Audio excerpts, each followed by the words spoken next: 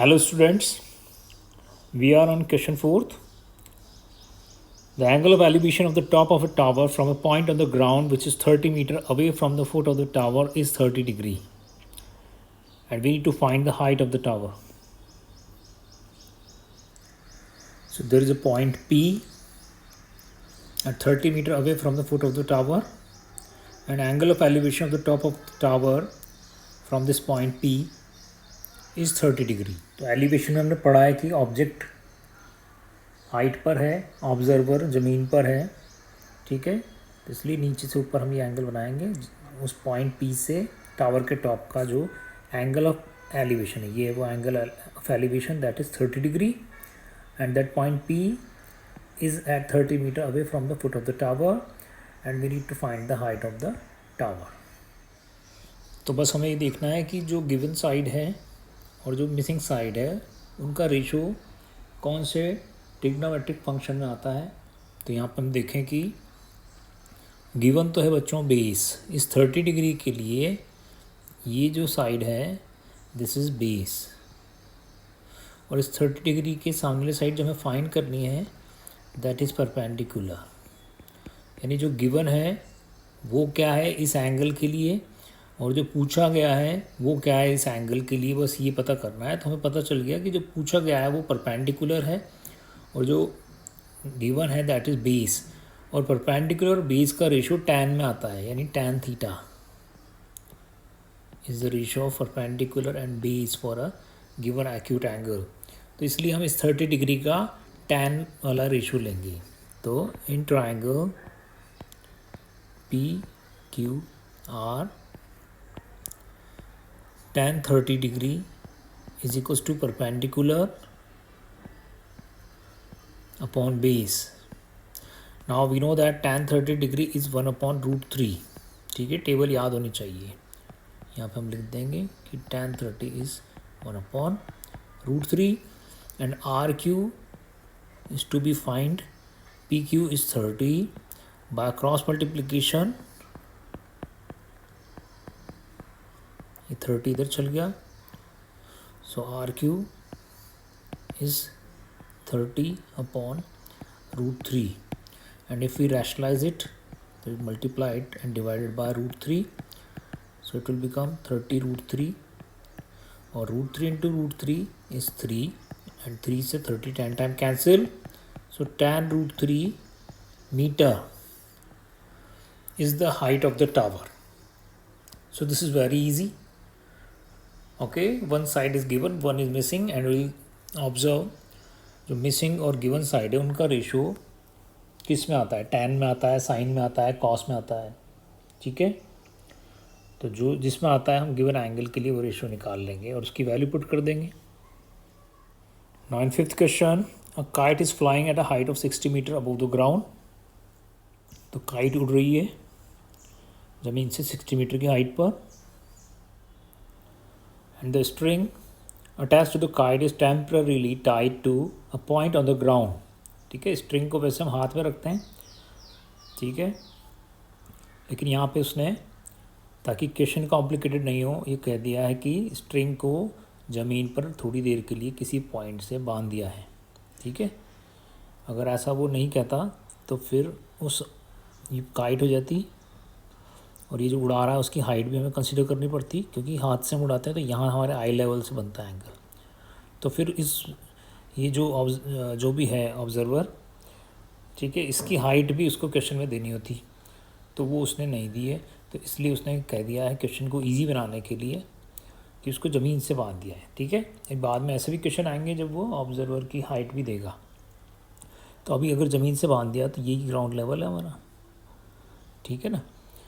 The inclination of the string, ये जो string है इसका जो इंक्लिनेशन है विद द ग्राउंड, यानी एंगल जो बना रहा है ग्राउंड के साथ, दैट इज़ 60 डिग्री। तो ये हो जाएगा अपना। And find the length of the string, हमें स्ट्रिंग की लेंथ बतानी है, assuming that there is no slack in the string. ये जो स्ट्रिंग है वैसे वो काइट की ऐसे होती है ना जब उड़ती है तो, लेकिन उसने कहा है कि भाई ऐसे तो ट्रायंगल बन नहीं पाएगा, ये थोड़ी ट्रायंगल हुआ। तो उसने कहा है कि there is no slack in the string, string इस तरह से बिल्कुल एक स्ट्रेट लाइन की तरह। तो ये सब एक क्वेश्चन को करेक्ट बनाने के लिए कई कई बातें हैं। खैर यहाँ पर जो हमें फाइंड करना है उसको हम देखते हैं उसने क्या पूछा है। उसने कहा है कि find the length of the string. ठीक है, स्ट्रिंग की लेंथ यानी हमें पी आर फाइंड करना है। तो गिवन एंगल जो 60 डिग्री है उसके लिए देखो कि पी आर क्या है। तो पी आर तो 90 के अपोजिट साइड है और 90 के अपोजिट साइड हमेशा हाइपोटेन्यूस होती है। ठीक है, 90 की अपोजिट साइड हमेशा हाइपोटेन्यूस होती है और जो गिवन एक्यूट एंगल है उसकी अपोजिट साइड यहाँ पे गिवन है और गिवन एक्यूट एंगल के सामने वाली साइड जो है वो परपेंडिकुलर होती है। बस ये ध्यान रख लो। ठीक है, 90 के अपोजिट तो हाइपोटेन्यूस होगी और जो गिवन एंगल है 60 डिग्री, 30 डिग्री, 45 डिग्री, इसके सामने वाली साइड हमेशा परपेंडिकुलर होगी। इसका मतलब इस क्वेश्चन में परपेंडिकुलर गिवन है और हाइपोटेन्यूस पूछा है और परपेंडिकुलर और हाइपोटेन्यूस का रेशियो जो होता है वो होता है sine theta. Therefore in given triangle P Q R will take sine 60 degree. In triangle P Q R will take sine 60 degree is equals to perpendicular which is PQ upon hypotenuse which is PR and sin 60 is root 3 upon 2. So sin 60 is root 3 upon 2, table याद होनी चाहिए आपको। सो ये root 3 upon 2 लिख दिया sin 60 की जगह। PQ given है 60 और PR हमें फाइंड करना है। अब अगर हम क्रॉस मल्टीप्लाई कर दें तो इस इक्वेशन को सॉल्व कर सकते हैं। तो ये √3 और पी आर उधर जाकर इंटू हो गया इज इक्वल्स टू 60 और ये 2 आके इधर इंटू हो गया। ठीक है, तो जो पी आर है बच्चों वो हो गया 120 अपॉन √3 को उधर नीचे ले गए हम वापस से।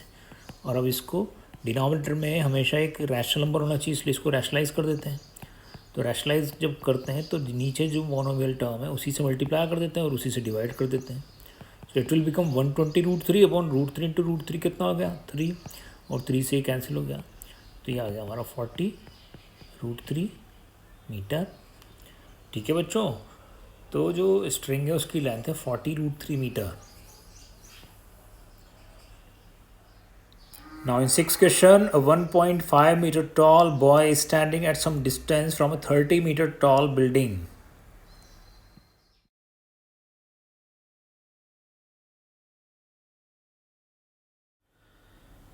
ठीक है बच्चों, तो ये 1.5 मीटर हाइट है इस बॉय की and it is standing at some distance from a 30 metre tall building. ये बिल्डिंग की जो हाइट है ग्राउंड से वो है 30 मीटर। ठीक है, और बॉय की हाइट है 1.5 मीटर। तो ये कह रहा है कि the angle of elevation from his eyes to the top of the building increases from 30 to 60 as he walks towards the building. तो बॉय जो है वो पहले ए पर खड़ा था, यहाँ पे था पहले। ठीक है, और फिर यहाँ से जब वो देख रहा था उसका आई लेवल जो है, ठीक है, उसके आई लेवल से जो बिल्डिंग के टॉप का एंगल ऑफ एलिवेशन था दैट वाज 30 डिग्री। ठीक है, और वो एंगल जो है वो इंक्रीज कर रहा है 30 से बढ़ता बढ़ता वो कितना हो गया 60। जब ये बॉय यहाँ आ गया है एट दिस पॉइंट चलकर as he walk towards the building and boy move okay towards the building and stop at some point, the angle of elevation now becomes 60 degree. अब वही एंगल ऑफ एलिवेशन पास जाने पर angle बढ़ता है बच्चों, ध्यान रखना। जैसे जैसे हम ऑब्जेक्ट के पास जाते हैं उसकी हाइट जो है वो स्टीप होती जाती है और हमारा एंगल ऑफ एलिवेशन बढ़ेगा जैसे हम मूव करेंगे टूवर्ड्स द बिल्डिंग। तो कह रहा find the distance he walk towards the building. उसने बिल्डिंग की तरफ चलते हुए कितनी डिस्टेंस ट्रैवल की ये बताना है। ठीक है, so this is the question based on angle of elevation and we need to find the distance covered by the boy। तो जब ये स्टार्टिंग में बॉय यहाँ पे खड़ा है तो इसका एलिवेशन जो है इसके आई लेवल से, तो ये हुआ एलिवेशन और यहाँ पे हो जाएगी इसकी हॉरिजॉन्टल लाइन जहाँ पे भी हम खड़े होते हैं। इसके सामने जब हम देखते हैं तो जो स्ट्रेट लाइन हमें दिखती है दैट इज़ कॉल्ड हॉरिजन।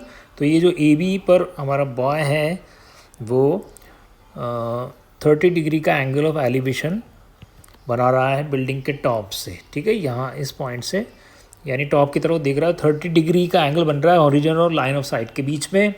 और फिर बॉय जो है वो मूव होके जब चल के यहाँ आ गया है EF पर, तो उसका एलिवेशन चेंज हो गया है और अब वो हो गया है 60, क्योंकि अब उसको ऊंचाई पर देखना पड़ रहा है। तो ये हो गया अपना angle of elevation changes from 30 to 60 as the boy moves towards the building.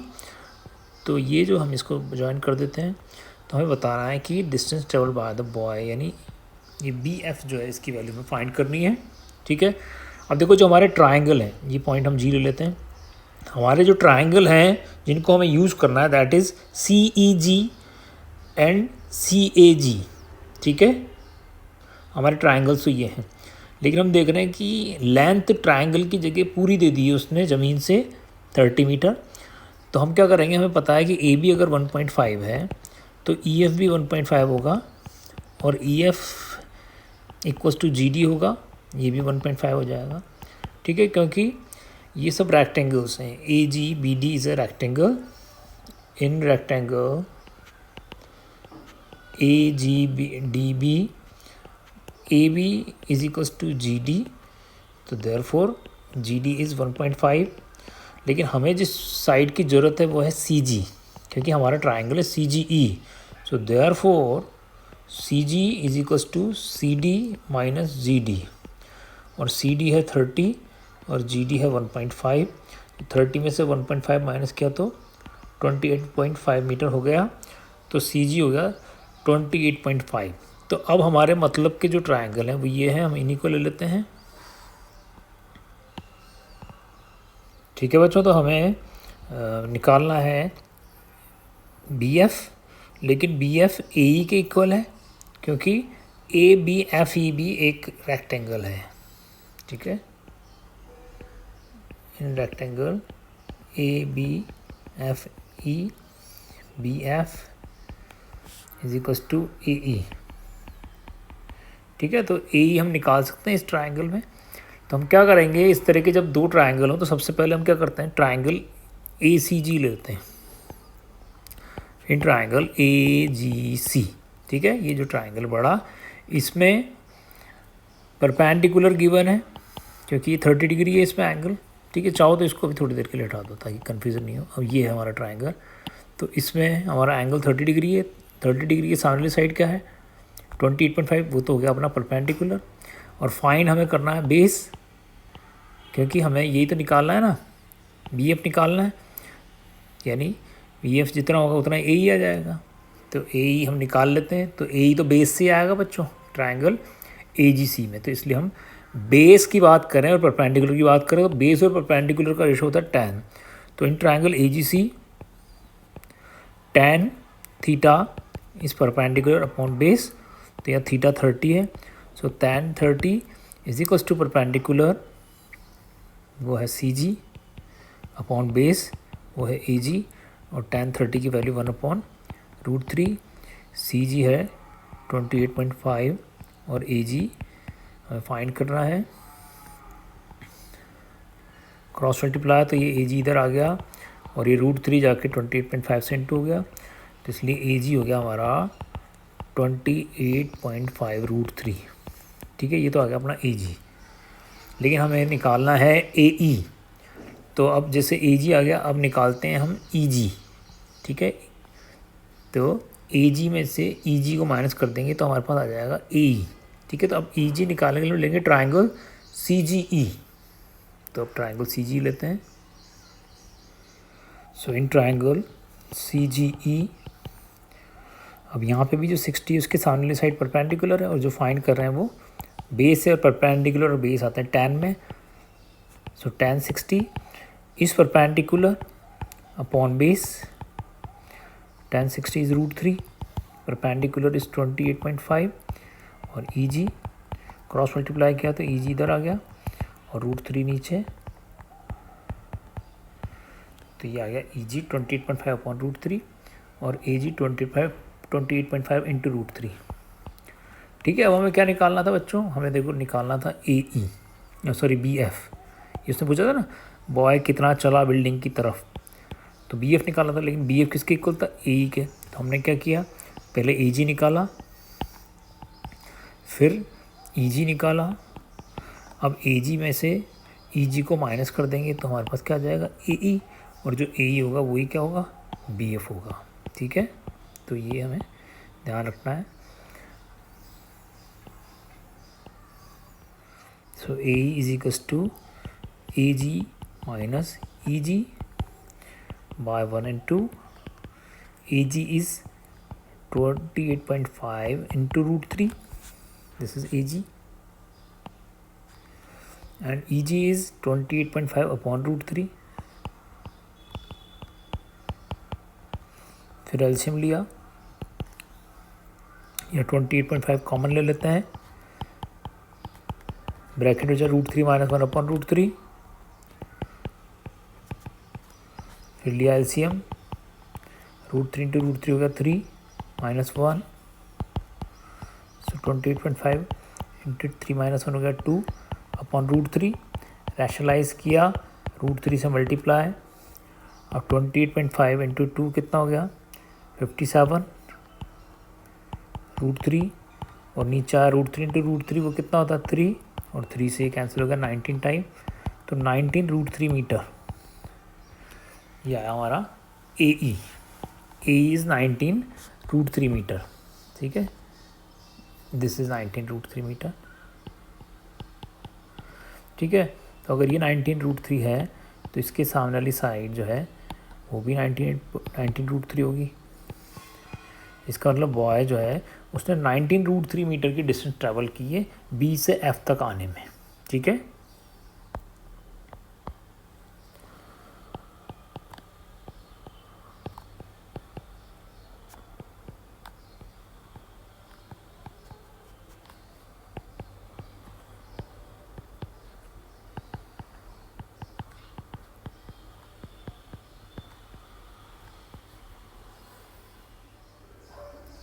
now in seventh question, from a point on the ground, the angle of elevation of the bottom and the top of a transmission tower fixed at the top of a 20-meter high building are 45 and 60 degree respectively.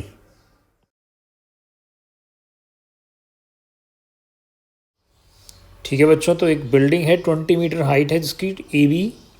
ठीक है, उसके top पर लगा हुआ है एक transmission tower A सी।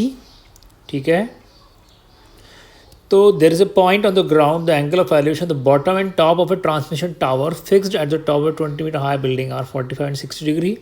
तो ये जो ट्रांसमिशन टावर है इसके टॉप का और बॉटम का एलिवेशन ज़मीन पर किसी पॉइंट से 45 और 60 है।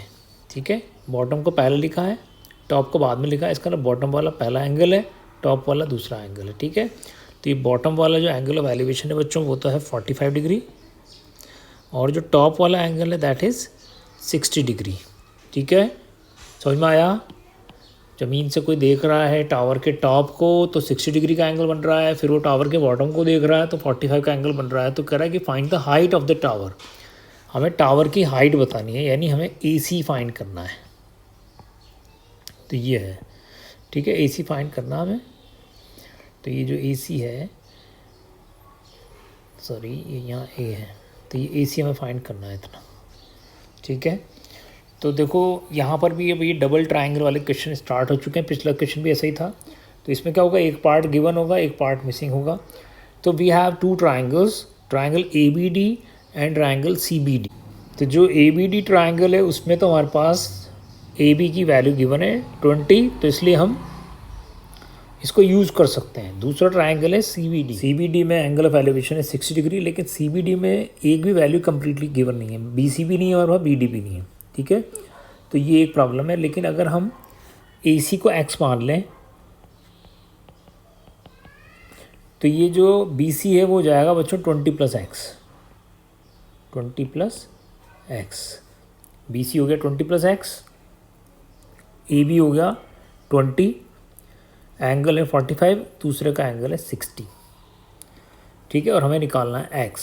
तो हम क्या करेंगे, इन दो ट्रायंगल वाले क्वेश्चन में ध्यान रखना, कॉमन पार्ट पे फोकस करो कि कॉमन पार्ट निकालो दोनों से। ठीक है, और उस ट्रायंगल का पहले यूज़ करो जिसमें कोई वैल्यू कंप्लीटली गिवन हो। जैसे कि ट्रायंगल ए बी डी में हमारे पास परपेंडिकुलर गिवन है 20, तो अगर हम बी डी फाइंड कर लें तो उसी बी डी को हम यहाँ पे यूज़ कर सकते हैं दूसरे ट्रायंगल में। ठीक है, तो हम ये ध्यान रखें।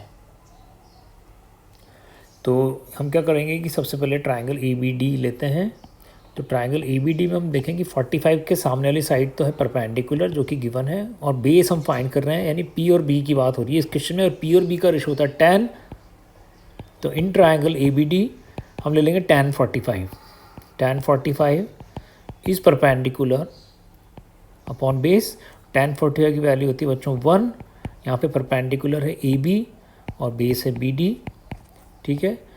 और ए बी कितना है, ए बी है 20 और बी डी, अब क्रॉस मल्टीप्लाई, बी डी उधर आ गया तो बी डी आ गया अपना 20 मीटर, ठीक है। अब इसी बी डी को हम यहाँ पे यूज़ कर सकते हैं, क्योंकि ये बी डी आ गया तो बी डी तो इधर भी 20 होएगा। तो now in triangle C B D, in triangle C B D, अब यहाँ पे जो हमारे पास ये वैल्यू है वो है परपेंडिकुलर इसके सामने वाली साइड, और ये है बेस, तो हमारे पास पी और बी है। तो यहाँ पे फिर से हम tan ले लेंगे, और यहाँ एंगल कितना है 60। सो tan 60 is perpendicular upon base. tan 60 की वैल्यू कितनी होती है बच्चों, √3। परपेंडिकुलर कितना है सी बी और बेस है B D, so √3 is equal to C B upon B D. तो सी बी हो गया अपना 20 + x और बी डी है 20, क्रॉस मल्टीप्लाई किया तो ये 20 √3 इज इक्वल टू 20 + x। तो ये 20 √3 minus 20 is equal to x, x is equal to 20 common लिया तो √3 - 1, ठीक है। अगर हम √3 की वैल्यू रखें तो होती 1.732 - 1, सो 1.732 में से 1 माइनस किया तो 0.732, ठीक है। मल्टीप्लाई किया तो 14.60640 मीटर इज़ x। तो बच्चों जो ट्रांसमिशन टावर है उसकी हाइट है 14.640, ठीक है। This is the height of the transmission tower, और ये हमें फाइंड करना था बच्चों। तो इस तरह से दो ट्राइंगल वाले क्वेश्चन में हमें ध्यान रखना है, जो कॉमन वैल्यू हो दोनों ट्राइंगल में उस पर फोकस करना है, कोशिश करनी है किसी एक ट्राइंगल जिसमें वैल्यू कम्प्लीटली गिवन हो उससे हम मिसिंग वैल्यू को फाइंड कर लें, जिसका हम दूसरे ट्राइंगल में यूज़ कर लें, ठीक है। और अगर कभी कम्प्लीटली वैल्यू गिवन नहीं हो तो फिर दोनों में ही x का यूज़ करके हम कॉमन साइड को दोनों तरफ से फाइंड करें और उसको इक्वेट कर दें। अभी ऐसे भी क्वेश्चन हम करेंगे तब और क्लियर होगी बात।